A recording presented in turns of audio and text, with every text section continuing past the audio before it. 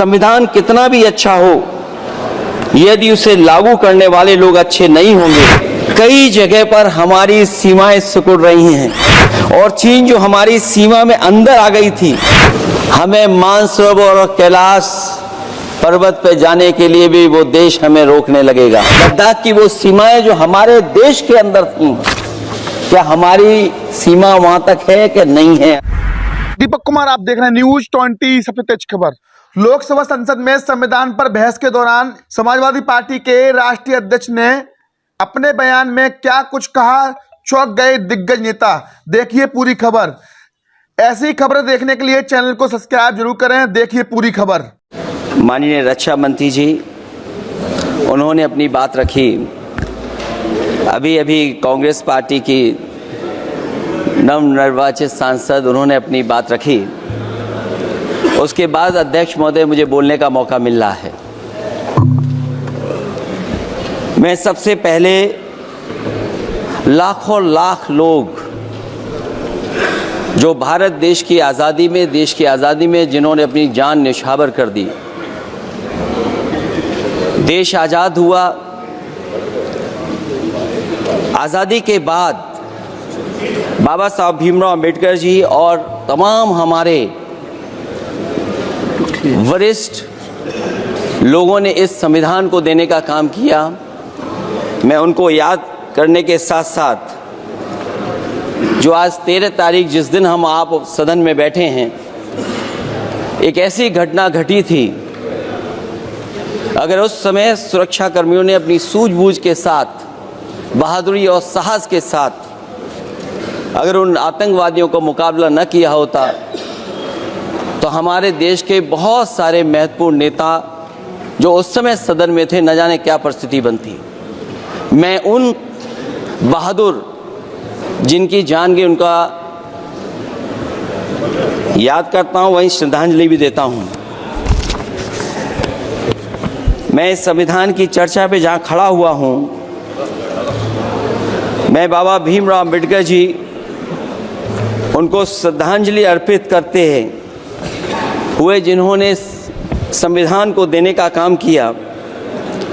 हमारा संविधान जो तैयार हुआ है, उनकी प्रबुद्ध दृष्टि का परिणाम है कि हमारे पास न्याय, स्वतंत्रता, समानता और बंधुत्व के सिद्धांतों पर आधारित एक महान संविधान हमें मिला है। भारत राज्यों का एक संघ है और हमें विविधता में एकता पर गर्व है।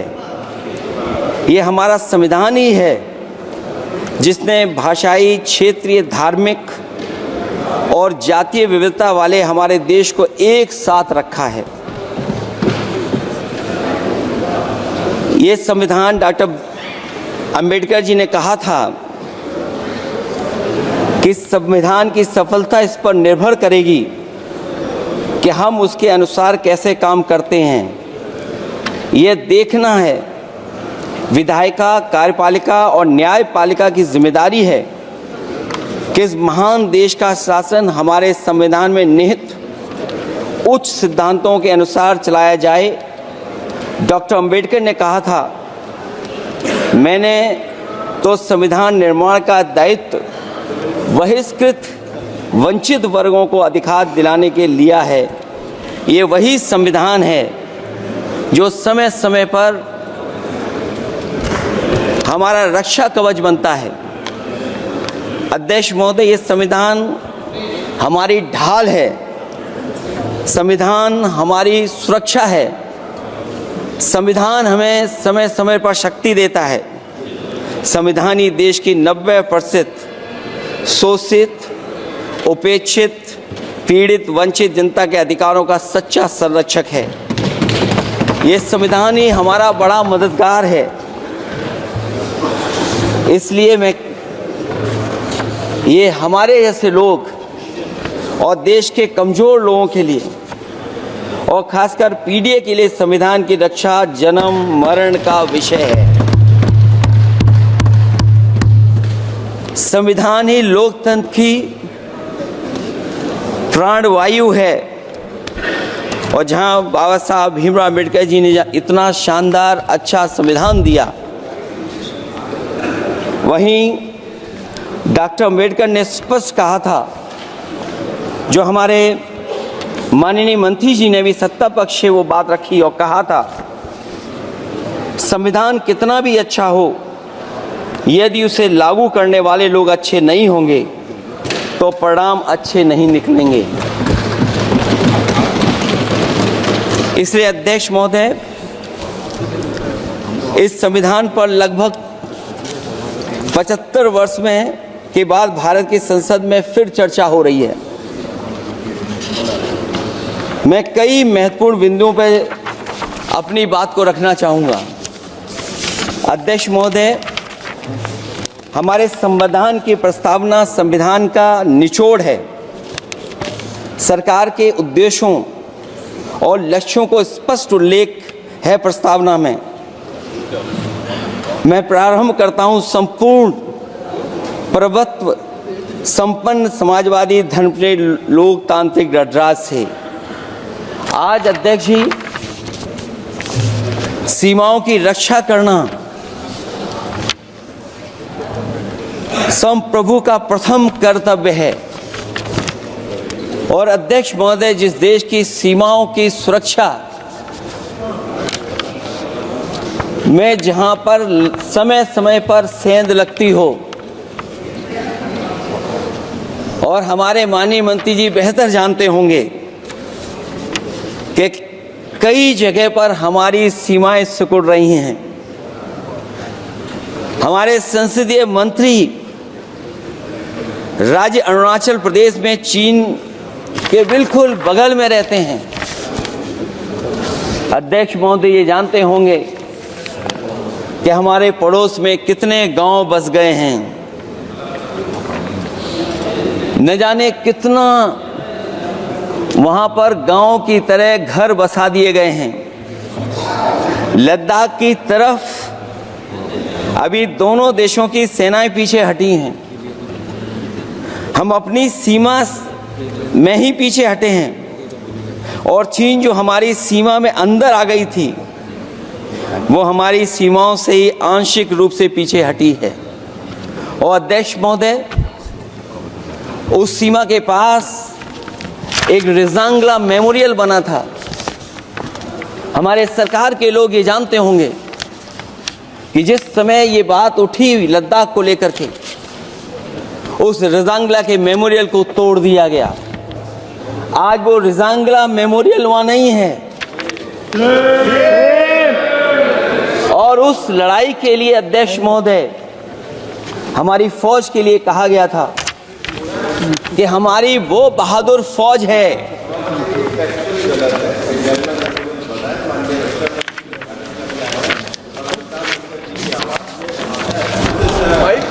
अध्यक्ष महोदय, यही तो फर्क है। कहां पर था, कहां पर बना अब। और अध्यक्ष महोदय, मैं सरकार को बताना चाहता हूं, अध्यक्ष जी, मंत्री जानते होंगे, मंत्री जी, केवल 12 किलोमीटर सड़क बनी थी, और पड़ोसी देश ने क्या क्या नहीं कहा गया। और वो समय आएगा जब हमें मानसरोवर और कैलाश पर्वत पे जाने के लिए भी वो देश हमें रोकने लगेगा। तो हमारी आज 75 साल बाद सीमाएं कितनी सुरक्षित हैं। क्या लद्दाख की वो फिंगर्स जहां पर हम पहले थे, क्या हमारी फौज वहीं खड़ी है कि नहीं खड़ी है? अगर आप रिजांगला मेमोरियल जानते होंगे, तो लद्दाख की वो सीमाएं जो हमारे देश के अंदर थी, क्या हमारी सीमा वहां तक है कि नहीं है? आज नहीं है। ये देश समाजवादी गणराज्य बने। समाजवाद का सरल शब्दों में अर्थ है कि समता और संपन्नता हो।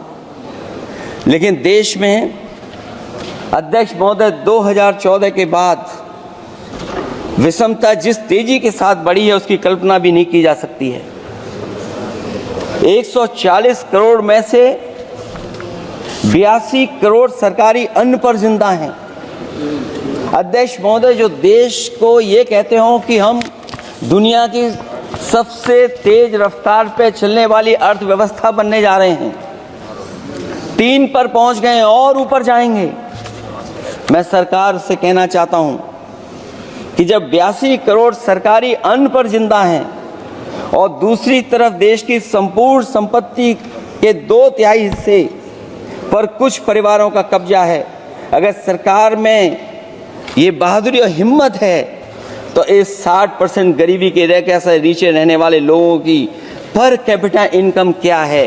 अगर आपकी अर्थव्यवस्था ऊंचाई पर जा रही है तो हमारे जो गरीब लोग हैं, जो 60% गरीब लोग हैं, उनकी पर कैपिटा इनकम क्या है? और जहां समय समय पर सरकार अपने आंकड़े देती है, कम से कम ये आंकड़े भी दे दे कि गरीबी रेखा पर जो नीचे रहने वाले लोग हैं उनकी पर कैपिटा इनकम क्या है। इससे स्पष्ट हो जाएगा कि 5% लोगों की पर कैपिटा इनकम क्या है। हमारा प्रेमबली कहता है कि धर्म निरपेक्ष गणराज्य बने, राज्य की निगाह में सभी धर्म सम्मान हैं।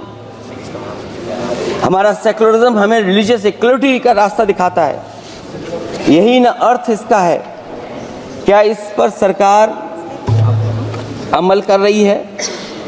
देश के 20 करोड़ से ज्यादा अल्पसंख्यकों के, विशेषकर मुसलमानों को दूसरे दर्जे का नागरिक बनाने का प्रयास चल रहा है। उन पर हो रहे अत्याचार प्रतिदिन बढ़ते जा रहे हैं, उनकी संपत्ति को लूटा जा रहा है, हत्याएं की जा रही हैं, घर तोड़े जा रहे हैं, उनके पूजा स्थलों पर कब्जा प्रशासन की मदद से किए जा रहे हैं। अगर ये धर्मनिरपेक्षता, तो धर्म शासित राज्य की क्या परिभाषा है?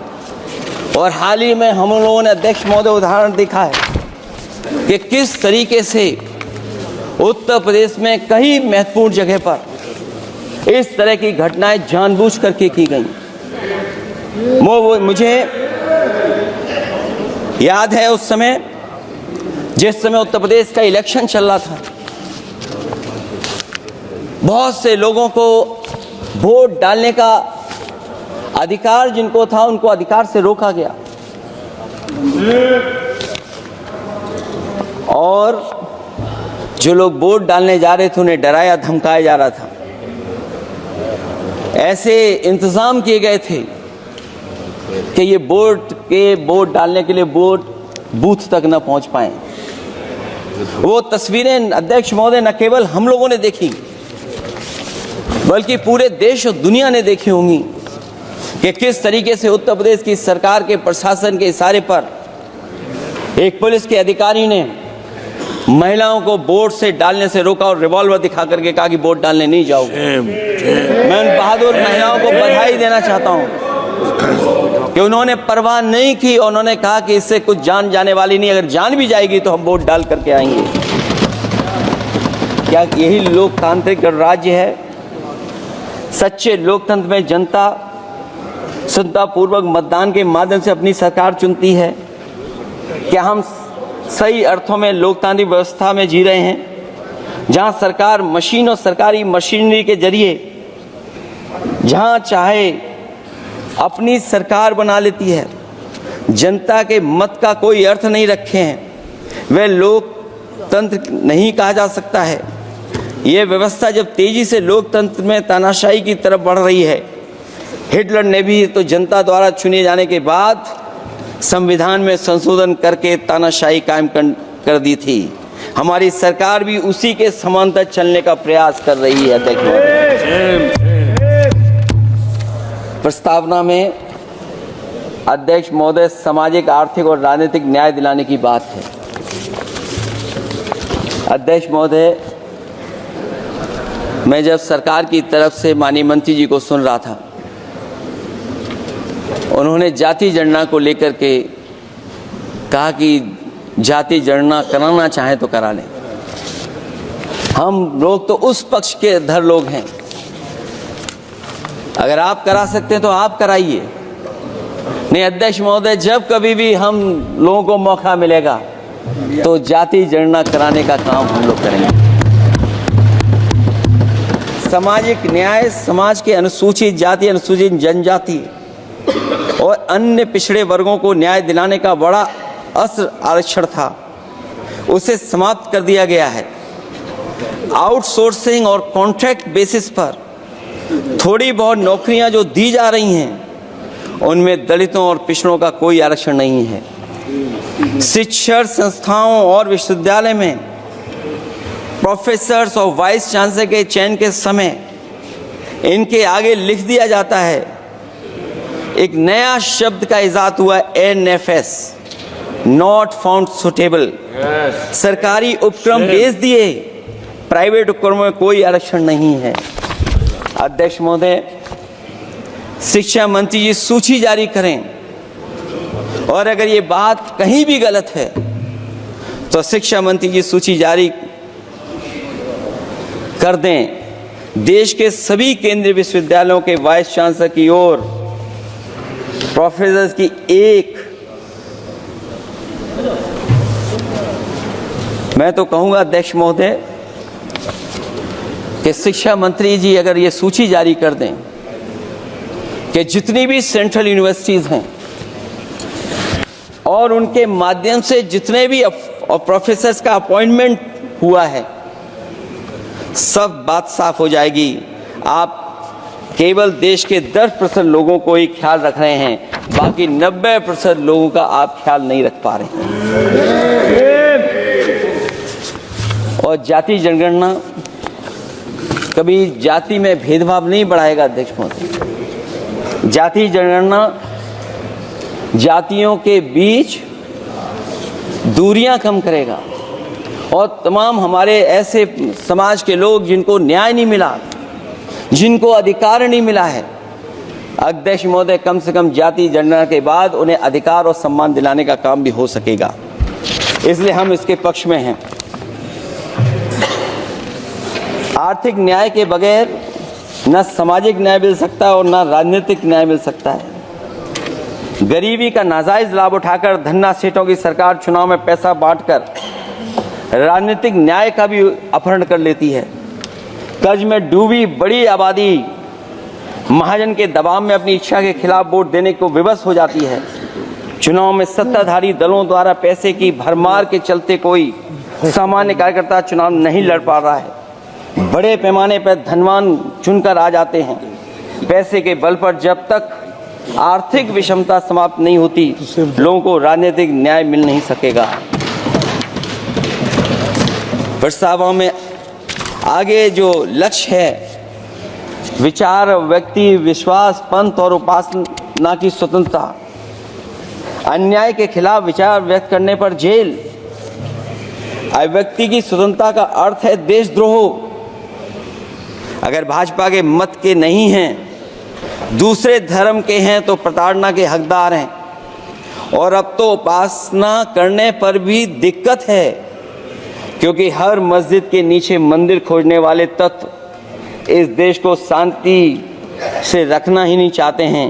उन्हें कानून की कोई परवाह नहीं है। मैं इस मौके पर धन्यवाद देना चाहता हूं। सुप्रीम कोर्ट का कम से कम वो फैसला आया है जहां कुछ दिनों के लिए ये पाबंदी लगाई गई।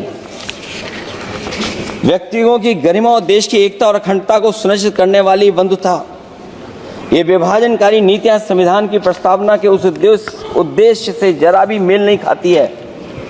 व्यक्ति की गरिमा लिंचिंग से धूल दूषित हो चुकी है। उद्योगपति सरकारी आतंक से परेशान हैं, होकर के अपनी पूंजी समेटकर देश छोड़ गए हैं और लगातार जा रहे हैं। अध्यक्ष महोदय, आजादी के बाद उद्योगपति कभी इतने भारत छोड़ करके नहीं गए होंगे, देश छोड़ के नहीं गए होंगे जितने इनकी सरकार में चले गए हैं। अगर व्यक्ति की गरिमा सुनिश्चित हो तो कोई व्यक्ति क्या अपनी मातृभूमि को छोड़ करके जा सकता है। सरकार इस पर आत्मचिंतन करे। अगर आपसी मतभेद पैदा करके एक दूसरे के प्रति अविश्वास पैदा किया जाएगा तो क्या देश की एकता और अखंडता के लिए एक अशुभ संकेत नहीं होगा।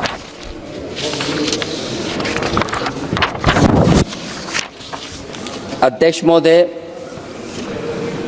आर्टिकल 14 कानून के समक्ष समानता। भारत के अंदर किसी भी व्यक्ति को राज्य कानून के समक्ष समानता को डिनाई नहीं कर सकता है। हो क्या रहा है, एक ही कानून कुछ लोगों के लिए अलग है और दूसरों के लिए अलग। अगर सत्ता पक्ष का व्यक्ति गेरुआ गमछा पहनकर गालियों को गाली दे दे तो जी हजूरी, और दूसरा न्याय मांगने जाए तो उसे लाठी।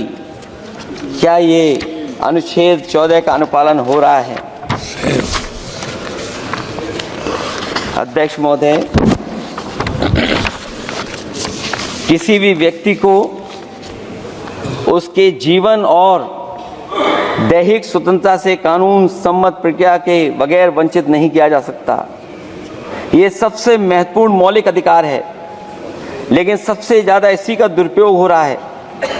फर्जी मुठभेड़ में हत्याएं, जेल के अंदर हत्याएं और पुलिस अफरीक्षा में हत्याएं। आदमी कहीं भी सुरक्षित नहीं है।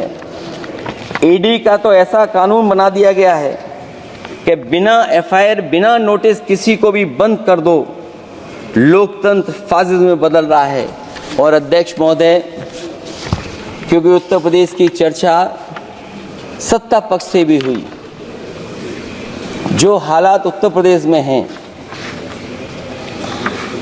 ऐसे हालात कभी किसी ने पहले नहीं देखे।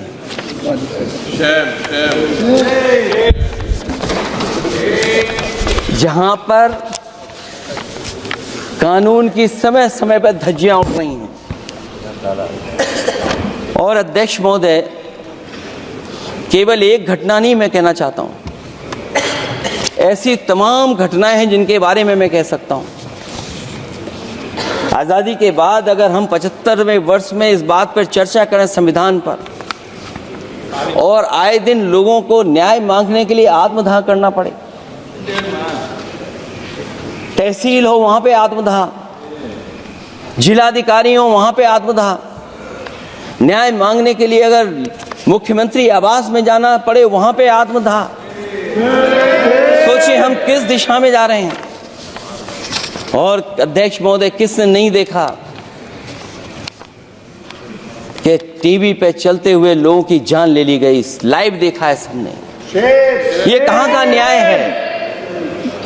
न केवल वो, बल्कि पता नहीं अध्यक्ष महोदय, हमारा प्रदेश कस्टोडियल डेथ में सबसे आगे जा रहा है,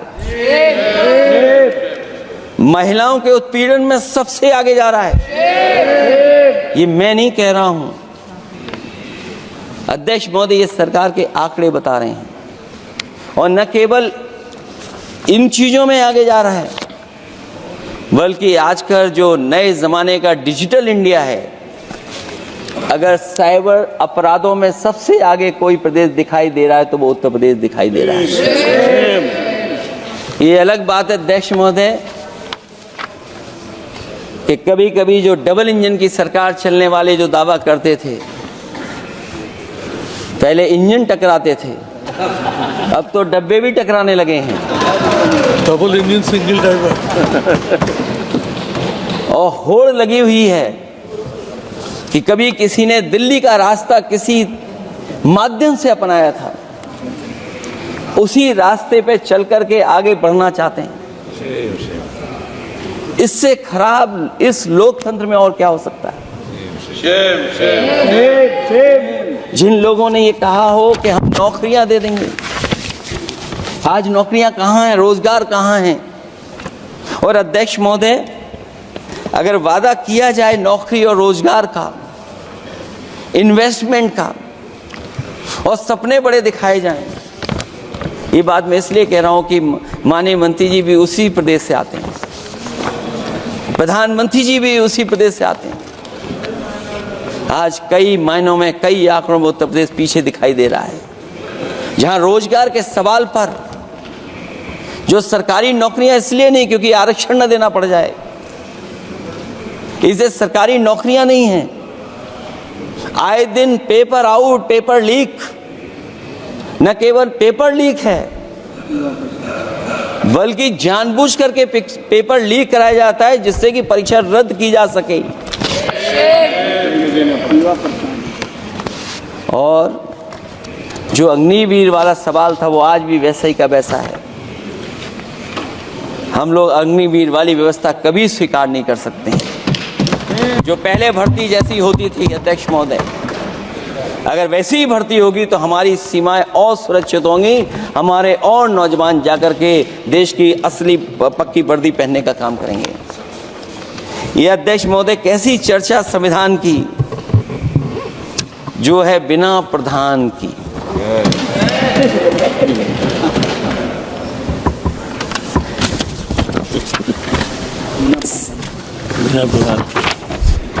अध्यक्ष महोदय, इस सरकार में जो लोकतंत्र के साथ खिलवाड़ हुआ है, इतना कभी खिलवाड़ नहीं हुई हो।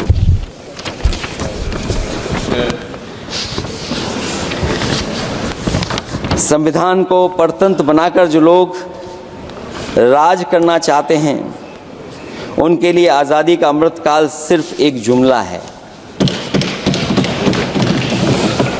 और अंत में मैं सिर्फ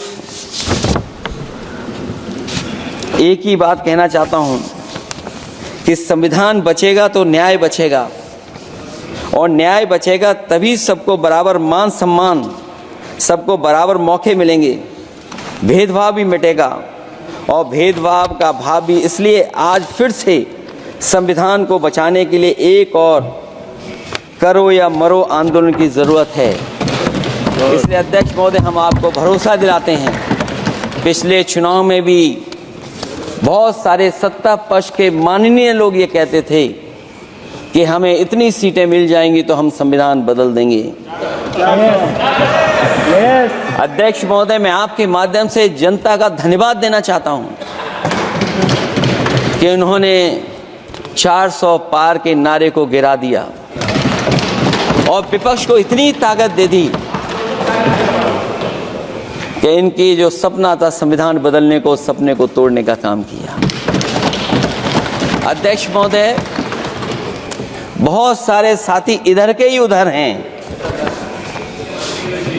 अगर उधर वाले इधर आ गए उसी दिन ये सत्ता से बाहर हो जाएंगे। अध्यक्ष महोदय, आखिरी में मैं कुछ लाइनें कहकर के अपनी बात खत्म करना चाहता हूं। न मेरा है न तेरा है, ये हिंदुस्तान सबका है। नहीं समझी गई ये बात तो नुकसान सबका है। हजारों रास्ते खोजे गए उस तक पहुंचने के, मगर पहुंचे हुए ये कह गए भगवान सबका है। जो इसमें मिल गई नदियां वो दिखाई नहीं देती महासागर बनाने में, मगर एहसान सबका है। अनेकों रंग खुशबू नस्ल के फल फूल पौधे हैं, मगर उपवन की इज्जत आबरू ईमान सबका है। हमें उम्मीद है कि इस चर्चा के बाद बाबा साहब भीमराव अम्बेडकर जी का दिया हुआ संविधान को बदलने का सपना नहीं देखा जाएगा। साथ ही साथ डॉक्टर राममनोहर लोहिया, जिन्होंने समाजवादी आंदोलन का रास्ता दिखाया, नेताजी ने जो संघर्ष कर करके हम लोगों को उस जगह पहुंचाया, वहीं लोकनायक जयप्रकाश जी ने इस देश को आगे बढ़ाने के लिए समय समय पर संपूर्ण क्रांति का आह्वान देकर के जागरूक किया। मैं उन सबको याद करते हुए एक बार फिर अध्यक्ष जी आपका बहुत बहुत धन्यवाद देता हूं।